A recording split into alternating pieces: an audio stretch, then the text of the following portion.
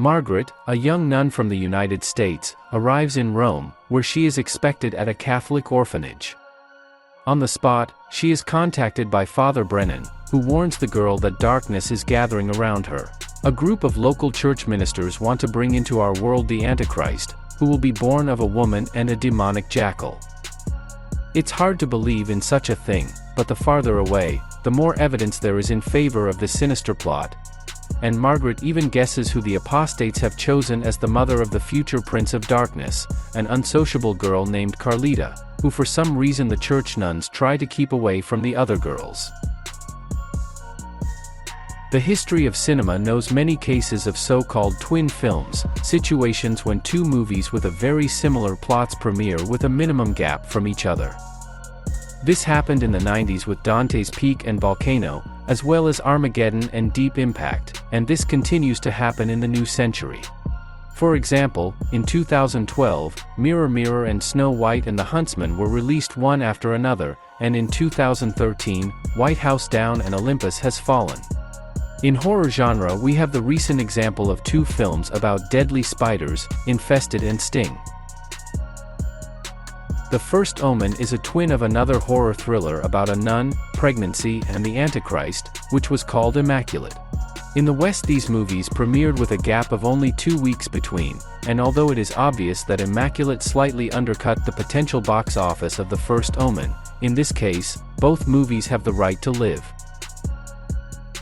The Omen movie franchise, along with The Exorcist, is one of the oldest horror franchises. The first film came out almost 50 years ago, in 1976, and had a bombshell effect, recouping its modest $3 million budget 25 times over. Since the story left room for further development, a sequel came out 2 years later, and 3 more years later third part appeared, but both sequels were considerably inferior to the original. Fourth movie, which was filmed for television in 1991, not impressed as well, and the 2006 remake, although it made good money at the box office, raised only one question: why?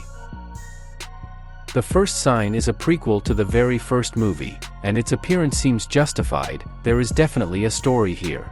And thankfully, its director Arkasha Stevenson does her best trying to come close in visual style and atmosphere to the original Omen that started it all.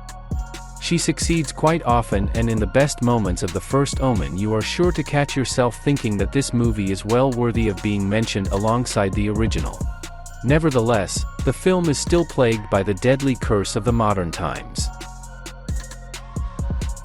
Why was The First Omen so scary?